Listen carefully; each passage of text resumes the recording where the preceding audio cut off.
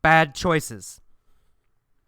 Dear Dr. Tracy, I am a 33-year-old divorced woman with 4 kids.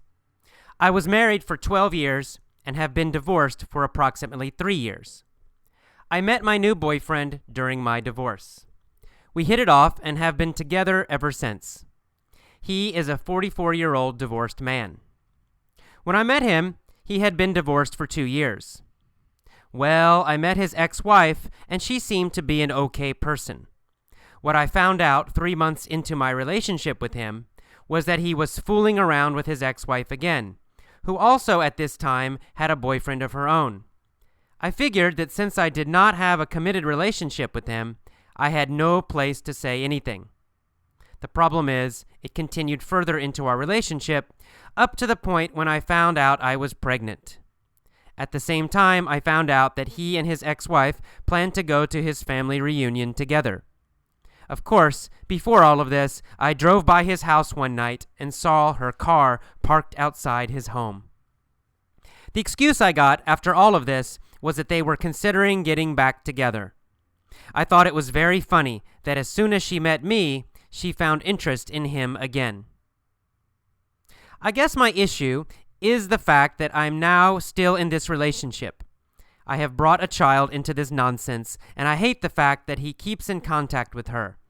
My boyfriend has taken responsibility for her son from a previous relationship. His excuse for having so much contact with his ex-wife is because of that boy. I know this is not true, but I have no real proof otherwise. I have also dealt with him taking women to hotels, and my gut tells me it was her, but he promises it was not her. I have tried to get over all the cheating. I know that she is very close to his family, and I also know that his family does not like me because I stand up for myself. I guess the bottom line is knowing how much contact his ex-wife has with him and the fact that he knows that I can't stand her. Am I in a weird relationship with a man that wants to have his cake and eat it too? Or am I being paranoid and need to just trust him when he says he does not want her? I have never had so much animosity towards 2 people in my life. I do love this man, but I feel like I have put myself back in an unhealthy relationship with a man that is trying to lie to me. To be totally honest, now that I have his child, I even hate the fact that he helps her son. She never has to ask for anything regarding that boy, but I have to constantly remind him when our son needs something. He does it for the other boy without thinking, but my son is a second thought, even when I have said, "Look at your son, he is in dire need." I was married to a cheating man and hooked up with another cheating man. I wonder if it's just my bad choices in men. Welcome to the vocabulary lesson for bad choices. Let's get started. This is actually not a Dear Abby letter, it's a Dear Dr. Tracy letter, another advice column, but same idea. So here we go. Okay, first of all, in the beginning we see the word divorced. Of course, divorced means you're not married anymore. You were married and then you broke the marriage. Now you are divorced. Okay, and then we see the word approximately. Approximately means about, almost, kind of. So she says, I've been divorced for approximately 3 years. Means about 3 years. Not exactly 3 years, but, close to 3 years. Okay, and then she said when she met her new boyfriend, she said they hit it off very quickly. When you talk about people hitting it off or to hit it off, it means you like each other very quickly. So you go to a party, you meet someone new, and you say, "Wow, we hit it off." It means you started talking and immediately or very quickly you liked each other. So that's to hit it off. Sometimes it's used with dating, sometimes just friendship is fine also. Okay, then a little bit later in the paragraph, she says she found out that her boyfriend was fooling around with someone else. Now in this case, in a situation, fooling around in a dating situation means basically having sex with somebody. And it has an idea of very casual. It's not a deep, serious relationship. So if you say, someone asks you, "Are you dating?" Are you dating that person? And you say, no, we're just fooling around. It just means you're just having fun, maybe having sex, but that's all. It's not a super serious relationship. So her boyfriend was fooling around with someone else. She found out that he was having sex with somebody else. And of course, she's not happy. All right, but then she said, I figured that since we didn't have a committed relationship, that it was no problem. I figured means I thought. Sometimes we'll say, I figure this is a good thing to do. It means I think it's a good thing to do. So to figure means to think. It has other meanings maybe too, but in this case, and usually, it's kind of a casual way to say think or believe. Okay, and then she said she figured she had no place to say anything because they did not have a committed relationship. A committed relationship is a serious relationship where you say, I'm only with you, you're only with me. That's a committed relationship. So if you're married, that's a committed relationship. If you have a very serious boyfriend or girlfriend, that's a committed relationship. It's not just fooling around. It's a committed relationship, serious. So she said, we didn't have a committed relationship, so I had no place to say anything. To have no place to do something, it means you have no good reason. So I had no place to say anything means I have no good reason to complain, to say something to him, to complain, oh, why are you with that other woman? Because they did not have a committed relationship, she had no place to say something to him, to complain. She had no good reason to complain. All right, and she mentions in that first paragraph also that she found out that this guy, her boyfriend, went with another woman to his family reunion. A reunion is kind of a meeting, but it's a meeting of people from your past. So a family reunion means all of your family members come together and they meet one time. Not just your close family, not just your mom and your dad or brother or sister. It also means aunts, uncles, cousins, your really big family. Probably you don't see them a lot. Depends, I guess. Some people live near their big families. But in America, most people don't live near their extended families, their big families. So they have a family reunion sometimes where all the family, the cousins, the aunts, the grandparents, the uncles, everybody gets together at one time. That's called a family reunion. So a family reunion. All right, so then let's move on to the next paragraph for the vocabulary. She says, I guess my issue is the fact that now I'm still in this relationship. She's still with him. She says, my issue. My issue means my problem. Issue sometimes means topic, but also sometimes it means a problem. Especially in relationships or psychologically, mentally. If we say I have issues or I have an issue, then usually that means I have a problem or I have problems. So she says, I guess my issue is the fact that I have a child with him now, and all this stuff is still happening. So she says, I guess my problem. This is her problem, her issue, her problem. Okay, so she's still dating him. But she says, I brought a child into this nonsense. So she's dating her boyfriend. Her boyfriend has another woman, and now they have a child together. Oh, it's complicated. Anyway, she says, I brought a child into this nonsense. So brought a child into means just she gave birth. She had a baby, and now the baby is in this situation also. The child is in this situation. And nonsense means something that's foolish, stupid, crazy. So in this case, this nonsense means this crazy, stupid situation. So now there's a child involved in this crazy situation, in this nonsense. Okay, and then she says that the boyfriend always makes an excuse. He's always making excuses.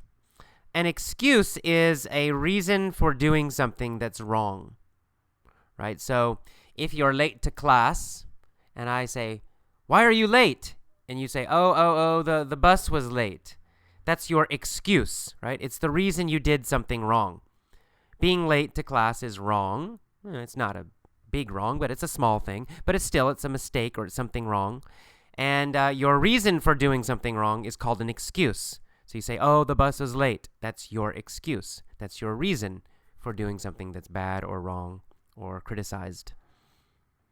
All right, and a little later on in that second paragraph, she says, I have dealt with him taking women to hotels, and my gut tells me it was her. Okay, I have dealt with. To deal with something, to deal with a situation, to deal with a person. It means you keep trying to solve problems in that situation. You don't quit, but you also don't solve the problem.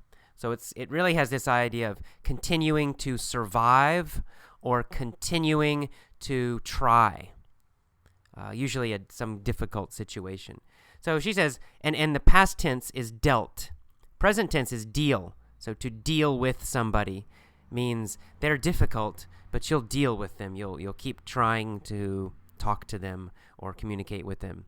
If you deal with a difficult situation, it means you survive this situation. You keep trying in this situation. You probably don't solve the problem completely, but you also don't quit. You deal with it. Past tense is dealt with. So she says, I have dealt with this difficult problem.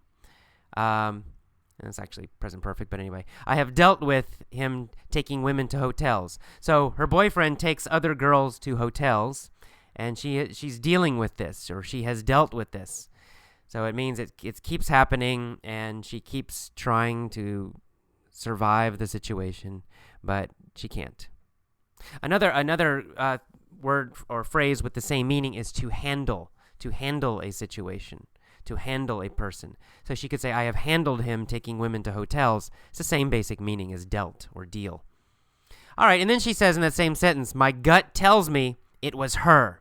Her means his ex-wife, this one person. My gut tells me means you have a feeling, a deep feeling about some information or something. So my gut tells me it was her. It means she has a feeling, a deep feeling that it was this other woman. But she really doesn't know.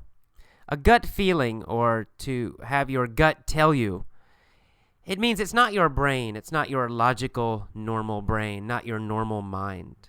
It's not that you have good information or you see something happen or you thinking clearly. It's more of an emotion, a deep instinct, a deep intuition, a deep feeling that something is happening or something is wrong. So my gut tells me it was her. She feels it was this other woman. Right? She's not sure. She didn't see the other woman, but she feels it. She feels it deep down. And gut means stomach. Right? Gut means stomach. So it means my stomach tells me. My gut tells me. So it's this deep feeling about something, an intuition. All right, and then starting the next paragraph, she says, I have tried to get over all the cheating. To get over something, of course it has a direct meaning, but in this it also has another meaning, and that is to get over means to forget or to forgive and forget. So I have tried to get over all the cheating. Cheating, of course, means him seeing other women. So she's tried to forget it. She's tried to get over it. She's tried to forget it and not worry about it anymore. To get over someone. For example, if you have an ex-girlfriend, you break up, and after 1 month, you're still very sad. Oh, I'm so sad, right? You can't get over her. But after 6 months, you feel okay, you forget her, it's no problem. If you see her, you're not upset. Then you can say, I got over her. Past tense, right? I got over her. Okay. A little bit later in that paragraph, you see the word, I stand up for myself against his family. I stand up for myself. To stand up for yourself means you fight for yourself. Now, it could mean really fighting with your, hitting and kicking, but usually it just means arguing. So if someone does something bad to you, you won't let them do it. You will say, hey, stop doing that. Don't do that. That's called standing up for yourself. I stand up for myself means I fight for myself. I argue for myself. I am strong for myself. I don't let other people attack me or treat me badly. I stand up for myself. I'm not sure she really does, but anyway, I stand up for myself. Okay, and then a little bit later, she says, I guess the bottom line is, knowing how much he still sees his ex-wife and that there's all this bad stuff happening with the child, the bottom line means the final problem or the conclusion, right? If you say, the bottom line is, I'm really angry, that means that's your final point. That's your main point. That's your conclusion. So maybe I talk a lot about many, many things, but finally, my conclusion, my main point is that I'm angry. The bottom line is that I'm angry. The bottom line is your main point. All right, let's keep going. And he says, I cannot stand her, this other woman. She cannot stand her. If you can't stand someone or can't stand something, it means you hate it.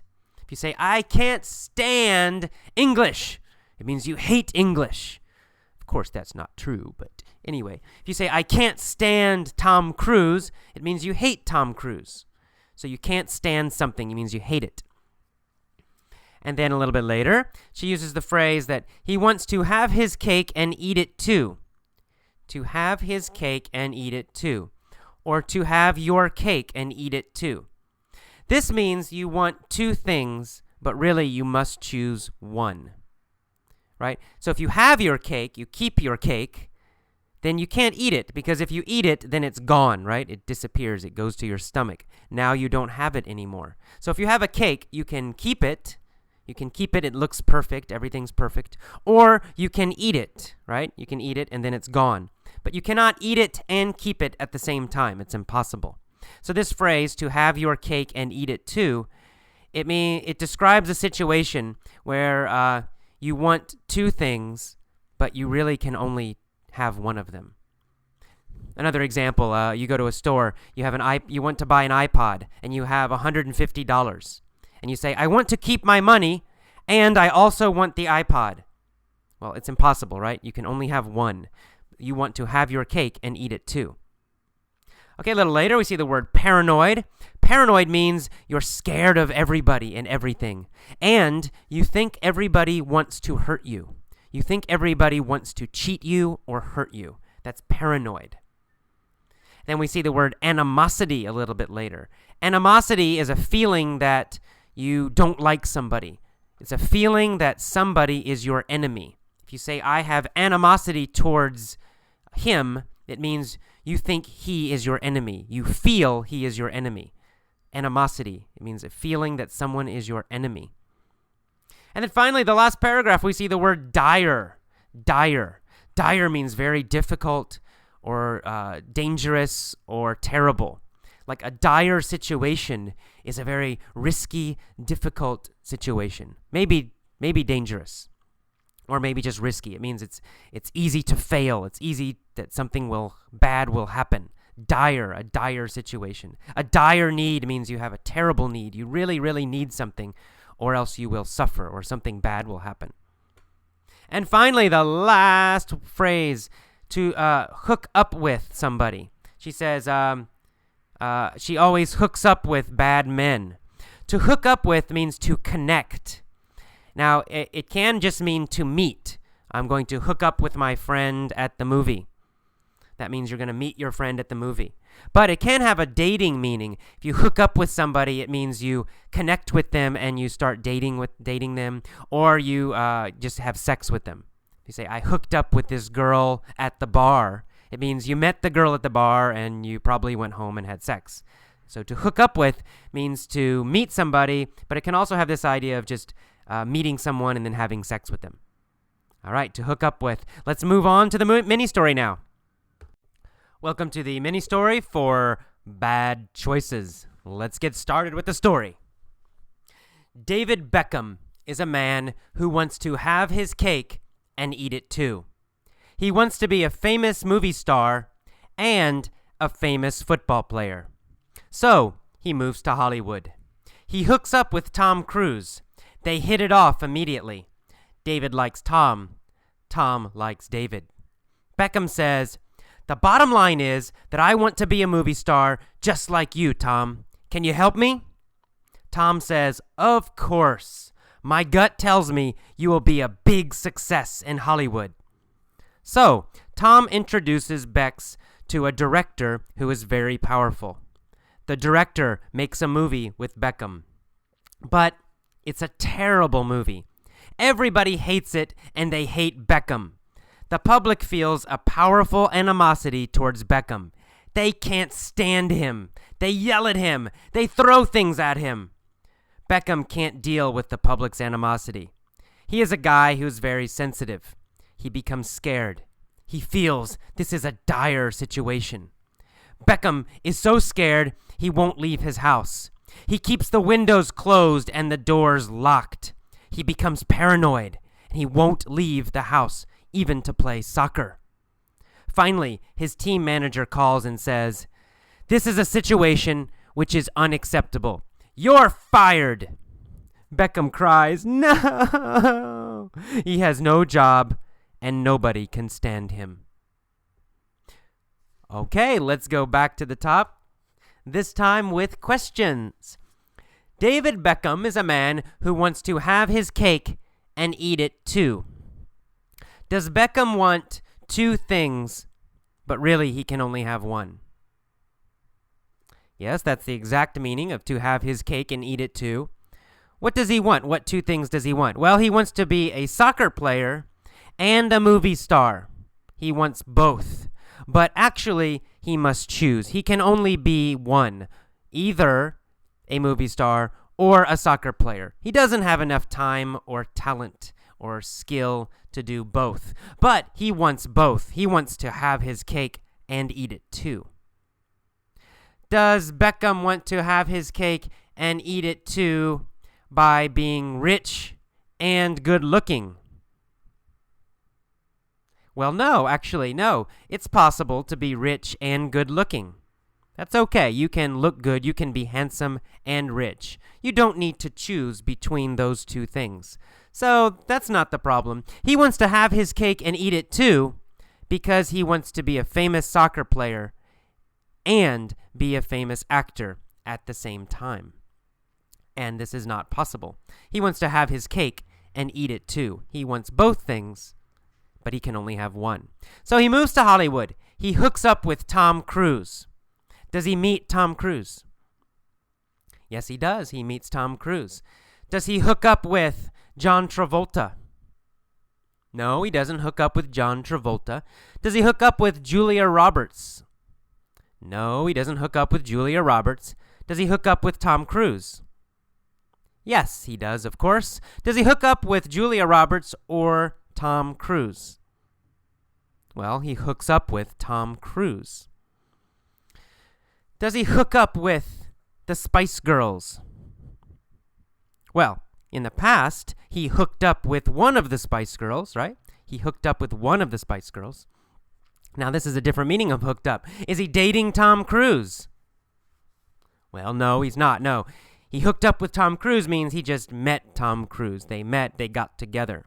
But if he hooked up with one of the Spice Girls, then that means, yeah, he's dating her, he's married to her now, etc. So he hooked up with Tom Cruise, and they hit it off immediately. Did Tom hate David? No. They hit it off immediately. They liked each other immediately.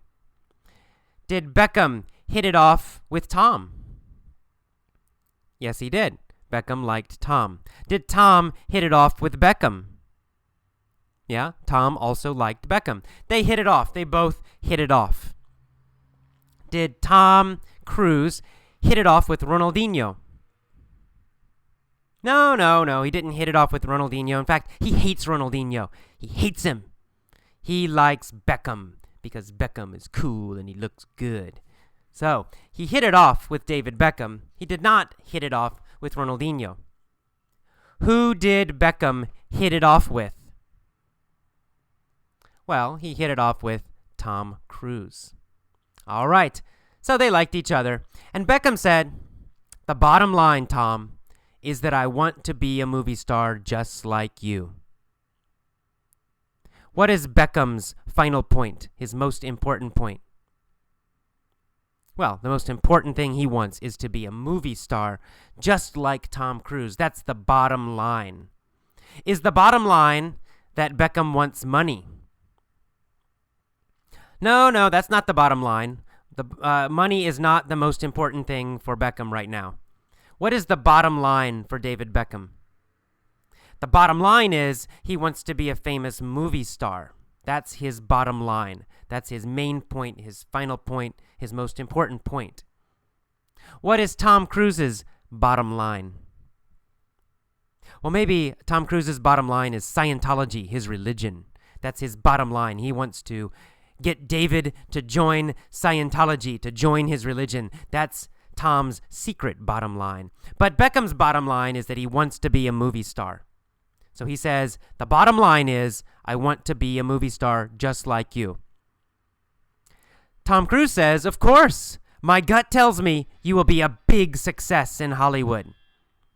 Does Tom know definitely, 100%, that Beckham will succeed?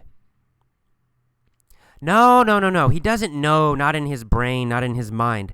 His gut tells him that he will be a big success. He has a feeling, right? A feeling in his stomach. He has a deep feeling that Beckham will be successful, but he doesn't really know. He's not sure. He just has a strong feeling. His gut tells him that Beckham will be a big success in Hollywood. Does his gut tell him that Beckham will be a great soccer player in Los Angeles? No, his gut does not tell him he will be a great soccer player. What does Tom's gut tell him? Tom's gut tells him that Beckham will be a big success in Hollywood as an actor. His gut doesn't tell him that he'll be a big success as a soccer player. Maybe he won't be. But his gut tells him that he'll be a big success in Hollywood. Whose gut tells him that Beckham will succeed? Well, Tom Cruise's gut tells him that Beckham will be a big success in Hollywood. And so Tom introduces Beckham to a director who is very powerful. The director makes a movie with Beckham, but it's a terrible movie. Everybody hates it, and they hate Beckham too. The public feels a powerful animosity towards Beckham. Does the public like David Beckham? No, they feel animosity towards him. Do they think Beckham is their enemy? Yes, that's right. They think David Beckham is their enemy. He is the enemy of goodness. He is the enemy of good quality. He is the enemy of honesty. He is their enemy. They feel a powerful animosity towards him. They feel animosity towards Beckham. Who feels animosity towards Beckham? Well, the public, the American public, feels animosity towards Beckham. Does Tom Cruise feel animosity towards Beckham? No. Tom still likes David Beckham. Tom does not feel animosity towards Beckham. The public feels animosity towards Beckham. Does Beckham feel animosity towards the public? No. Beckham loves the public. He wants them to love him. The public feels animosity towards Beckham, but Beckham does not feel animosity towards the public. So the public feels animosity towards Beckham. They can't stand him. Do they love him? No, the opposite. They can't stand him. They hate him. Who can't the public stand? Well, the public can't stand David Beckham. Can the public stand Tom Cruise? Yeah. They still like Tom Cruise, but they can't stand David Beckham. Can Beckham's wife stand him? Yes, his wife can stand him. She still likes him. She still loves him. But the public can't stand David Beckham. They can't stand him. They don't like him. They hate him. They can't stand him, so they yell at him and throw things at him. You suck! Yeah! Beckham can't deal with the animosity. Can Beckham handle the animosity? The bad feeling? No, he can't handle it. Can he survive it? No, he can't survive it. He can't. He feels horrible. He feels terrible. He wants to hide. He can't deal with the animosity. He can't handle it. He can't survive it. He can't keep trying when everybody yells at him. Why can't he deal with the animosity? Well, Beckham can't deal with the animosity because he's very sensitive. He's a guy who is very sensitive. So Beckham can't deal with the bad feelings. Beckham can't deal with the public's animosity. Can Beckham deal with his coach? Yeah, Beckham can deal with his soccer coach. If his soccer coach becomes angry, Beckham can deal with it. He can deal with it, no problem. But he can't deal with the public's animosity. He can't deal with the public's hatred. Beckham can't deal with the public not liking him. He can deal with his coach, but he can't deal with the public's animosity. He is a guy who is very sensitive, so he becomes scared. He feels this is a dire situation. Does he think this is a dangerous and difficult and scary situation? Yes, exactly. He feels this is a dire situation. Does he feel like it's a risky situation? Possibly dangerous. Yes, that's right. He feels it is a dire situation, a very risky situation. What is the dire situation? Well, the dire situation is the public's animosity, right? They hate him. That's the dire situation. Does he have a dire situation with soccer, with football? No. He's still good at playing soccer. He does not have a dire situation with soccer. That's not a dire situation. But his movie career has a dire situation. This is a dire situation. It's a dire situation that the public hates him. Beckham is so scared he won't leave his house. He keeps the windows closed and locked. He keeps his doors closed and locked. He becomes paranoid. Does Beckham think everyone wants to hurt him? Yes, he's paranoid. He thinks everybody wants to hurt him. Does he think Tom Cruise wants to hurt him? Yes, he does. He thinks that even Tom Cruise wants to hurt him. He's paranoid. Does Tom really want to hurt him? No, Tom really does not want to hurt Beckham. Tom still likes Beckham, but Beckham's paranoid. Beckham thinks everybody wants to hurt him, even Tom Cruise, even his wife. He thinks everyone wants to hurt him and everybody hates him. He's paranoid. Is he paranoid about his wife? Yes, he is. He thinks his wife also hates him. Is he paranoid about Tom Cruise? Yes, he thinks Tom Cruise wants to hate him also and wants to hurt him. Does he think that everyone in the world wants to hurt him? Yes, he does. He is very, very paranoid. He thinks everybody in the world hates him and wants to hurt him. He is super paranoid. He's so paranoid that he won't leave his house. He won't even go to play soccer. Finally, his team coach, his team manager calls and says, "Beckham, this is a situation which is unacceptable. You're fired." Beckham loses his job and his movie career. He starts to cry. Oh no, everybody hates me. He has no job and nobody can stand him. Does anybody like Beckham now? No, not anymore. Finally, nobody likes him. Finally, nobody can stand him. Can Tom Cruise stand him, finally, in the end? No, even Tom Cruise can't stand him in the end. Why can't Tom Cruise stand him anymore? Well, because he's so paranoid, right? He's always telling Tom, "You want to hurt me. You want to hurt me. You hate me." And so now, even Tom Cruise can't stand him. Can his wife stand him anymore? No, even his wife can't stand him. Now she wants a divorce because Beckham is not famous anymore. Nobody likes him, so his wife wants a divorce. She can't stand him. Tom Cruise can't stand him. His coach can't stand him. The public can't stand him. Nobody likes him. Okay, this one is a little long, so no time to pause. So what I would like you to do, go back, listen to each sentence, then pause and repeat the sentence. Copy my pronunciation. Then listen to the next sentence. Pause again. Repeat my pronunciation. Copy my pronunciation. And then play one more sentence, and then pause, and again, copy my pronunciation. After you do that, finally, try to tell all of the story yourself. Okay, go on to the point of view mini stories next. Hello, welcome to the POV, point of view mini stories for bad choices. Same story, different time. Let's start the first one with 3 years ago.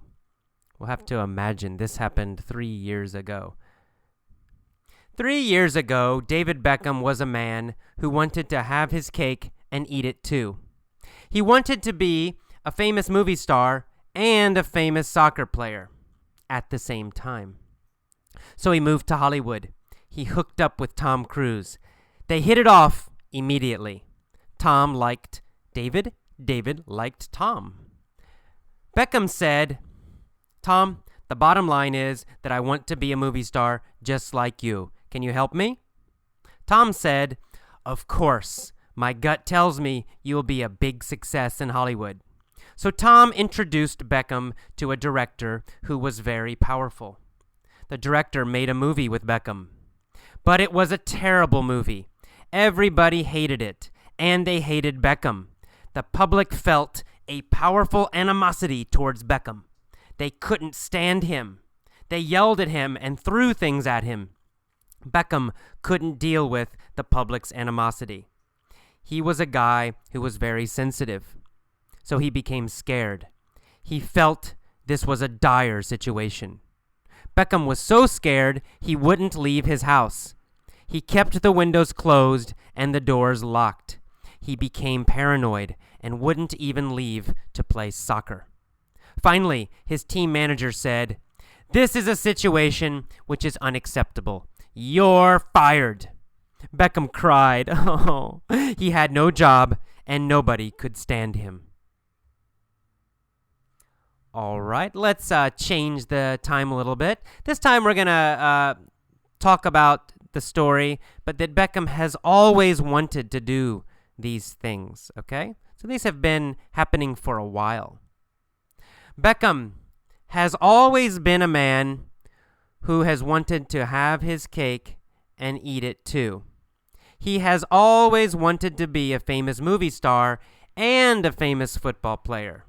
He has always wanted to move to Hollywood. He has always wanted to hook up with Tom Cruise, and he has hoped they would hit it off immediately. David has always liked Tom Cruise. Tom has always liked David. Well, one day, Beckham said, "Look, Tom, the bottom line is that I want to be a movie star just like you. Can you help me?" Tom said, "Of course. My gut tells me you will be a big success in Hollywood." So Tom introduced Beckham to a director who was very powerful. The director made a movie with Beckham, but it was a terrible movie. Everybody hated it, and they hated Beckham. The public felt a powerful animosity towards Beckham. They couldn't stand him. They yelled at him. They threw things at him. Beckham couldn't deal with the public's animosity. He was a guy who was very sensitive. He has always been a guy who was very sensitive. He felt this was a dire situation. Beckham was so scared he wouldn't leave his house. He kept the windows closed and the doors locked. He became paranoid and wouldn't even leave to play soccer. Finally, his team manager called and said, "This is a situation which is unacceptable. You're fired." Beckham cried. He had no job and nobody could stand him. Okay, you'll notice that I use the perfect, the have been, have gone, that verb tense when I was talking about things that have always been true or that were true for a while in the past, maybe starting in the past until now, or maybe over some time in the past, a range of time. And then when I talked about specific conversations, specific actions, I used the simple past. All right, don't think about that too much. Listening is how you will improve your grammar, listening and practicing. Why is not a good question about grammar or language. Don't ask why. If you want a PhD, a doctorate in linguistics, you can ask why. If you want to be fluent, if you want to speak English easily and naturally, don't ask why. Okay? Just learn it. Just listen carefully. Just do the lessons. You will improve, I promise. All right, next, let's talk about the future. In fact, maybe this is going to be a true story, right? Let's think, what's going to happen to David Beckham when he comes to Hollywood? He's moving to Los Angeles. That's true. What's going to happen? Let's imagine. This is what I think will happen. So now, the future. Next year, David Beckham is moving to Los Angeles. And he is a man who wants to have his cake and eat it too. I think he will want to be a famous movie star and a famous football player at the same time. That's why he's moving to Hollywood. He's gonna hook up with Tom Cruise. They'll hit it off. David will like Tom. Tom will like David. Beckham will say to Tom, the bottom line is, I want to be a movie star just like you. Can you help me? Tom will say, of course. My gut tells me you are gonna be a big success in Hollywood. So Tom will introduce Beckham to a director who will be very powerful. The director will make a movie with Beckham. But it's gonna be a terrible movie. Everybody will hate it, and they'll hate Beckham too. The public will feel a powerful animosity towards Beckham. They won't be able to stand him. They'll yell at him and throw things at him. Beckham won't be able to deal with the public's animosity. He's a guy who is very sensitive, so he'll be scared. He'll feel this is a dire situation. Beckham will be so scared he won't leave his house. He'll keep the windows closed and the doors locked. He'll become paranoid, and he won't even leave to play soccer. Finally, his team manager will call and say, this is a situation which is unacceptable. You're fired. Beckham will cry. He'll have no job, and nobody will be able to stand him.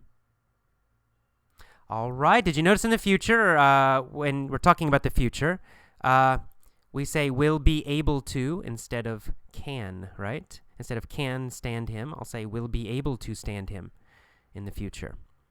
And you'll also, in the future, you have to listen very carefully because in real speech, not textbooks, but real American English, we add ul to the subject, right? Beckham'll do this. Beckham'll do that.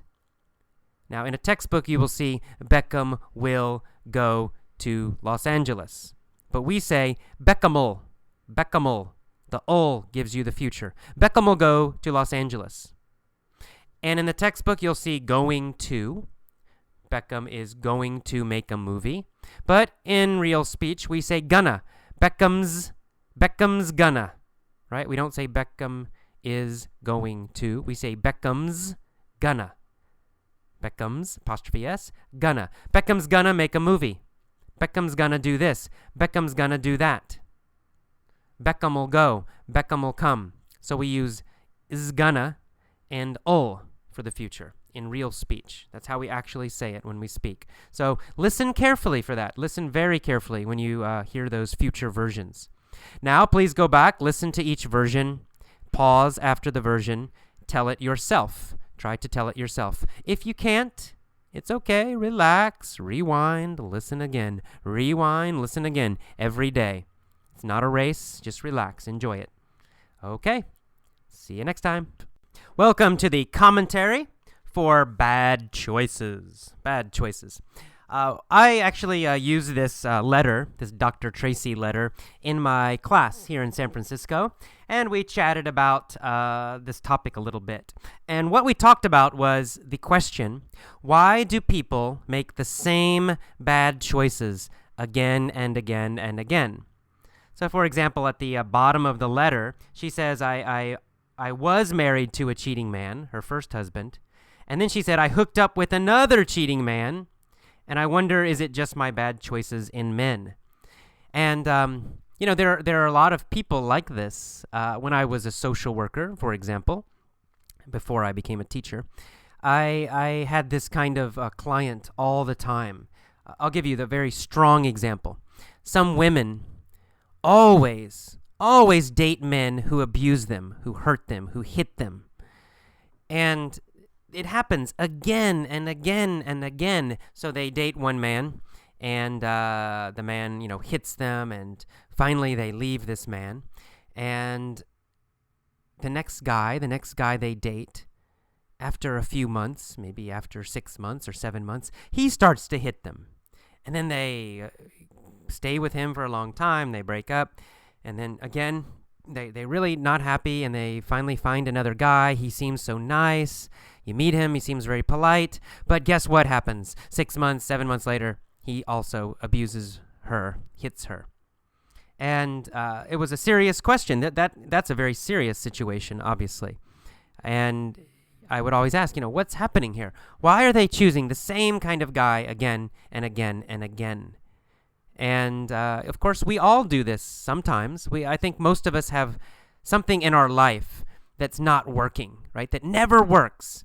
There's just some part of our life, and we continue to make the same bad choices again and again and again. My personal example, a small example, is eating sugar. I always eat chocolate and bad stuff. And I know it's bad for me, and I try to stop eating it, but then every night I go and I'll eat some more chocolate. And then I'll say, no, this is bad, I shouldn't do this. And then, maybe I'll try 1 week to be healthy, and I only eat good food, and then finally, I get some chocolate again, or I get something sweet. So this is my own thing. And of course, with me, there's some physical part too. It's a little bit of a sugar addiction. But a lot of us have these kind of behaviors in our life, and it happens a lot in relationships. People choose other people who have a similar problem, and it repeats again and again and again and again. And, it's not always conscious. Sometimes people would get angry at the women, for example, when I was a social worker. Why do these women do this? Why do they always choose these men? And they blame the woman. And of course, it is happening. The woman is doing this. She is choosing these men. But it's usually unconscious. Okay, the woman is not thinking, I want to find a man who hits me. Okay, of course not. They don't want that. But there's something unconscious, possibly something from their childhood, their own parents, some experiences, possibly something else, that they unconsciously are attracted to something about these men. And also these men are attracted to something about them or about these kind of women. And it usually has kind of a deep psychological root. It's not just so simple as, why do they do this? They don't realize they're doing it, or they realize it, but they don't know why it's happening. So it's quite serious, and it really is a very serious problem. And some women do break that. Now, some women will, if they have an abusive boyfriend who hurts them, it's not this kind of situation. Sometimes they have one, and they say, never again, and they never again date someone like that. Because, men who are like this, it's not like in the beginning, they're always very sweet and polite. I worked at a shelter for women who were abused. So this house, we would let the women and the children come and live in the house to escape the men, help them find a job and help them find another place away from the man. And, I got to hear a lot of stories about these men, and I even met some of them. And, the thing about there's kind of a cycle with abuse like this. And in the beginning, these men are always very sweet and romantic. In fact, they even more than normal. If you meet them just the first time, hi, how are you? Many times they seem like they're just so great. Wow, they're so nice. They're so romantic. And when the women first date them, these men are like, always saying super nice things and giving them gifts, lots and lots of attention. And then slowly, a little bit later, after they date longer, they start to control a little bit more, right? They don't like the woman's friends, so they try to make the woman get rid of her friends. And then they separate the woman from her family. They want just the woman and him, just them, nobody else. So the woman becomes more isolated, more alone, only with the man. And then finally, after many months, the man might hit her the first time. It doesn't happen in the beginning right away. So these women are not stupid. It's hard to know sometimes. But anyway, there is some kind of dynamic, some kind of psychological thing happening where why do they keep getting with these kind of men? I think more personally we might think about, and maybe you could write about in the forums, think about what kind of problems do you have in your life that keep happening again and again. Somehow you unconsciously are choosing this kind of situation, or you're making it worse. I've mentioned my sugar problem is an example, and it just keeps happening again and again, no matter what I do. And Tomoe yells at me and tells me to stop doing that, right? She's shaking her head, yes. So think about that. Why do you continue to make bad choices sometimes in your life? And what bad choices do you usually make? What parts of your life do you do this? And why do you think this is happening? Now later, I'm going to do a lesson with an article by a man named Bill Ferguson. And he actually has a few articles about this exact topic. And he talks about why people do this. And, even better, he talks about how you can solve this kind of problem, how you can break the cycle, you can break the pattern, and stop making these choices again and again. Very interesting. His name is Bill Ferguson. Do a Google search for him. Bill, B-I-L-L, and Ferguson is his last name. I'm trying to remember how to spell Ferguson. But anyway, this guy was a very interesting guy. He was a divorce lawyer. So he was helping people get divorced. But he didn't like it. He didn't like it because, all the people were just fighting all the time. And he thought that he should try to help people have a better relationship.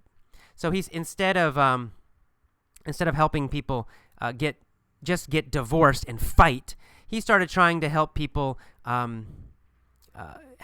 talk and figure out their problems. So if they did get a divorce, they would be friends. They could have a calm breakup, basically, and they wouldn't hate each other. There wouldn't be all these terrible, angry, nasty, negative emotions. And when he started to do this, it started to work. He was helping a lot of people, so he decided to become a counselor. And I think he was on Oprah's TV show a few times. But anyway, go to his website. His name is Bill Ferguson, B-I-L-L, and his last name is F-E-R-G-U-S-O-N, Bill Ferguson. His website is called Mastery of Life, so it's www.masteryoflife.com.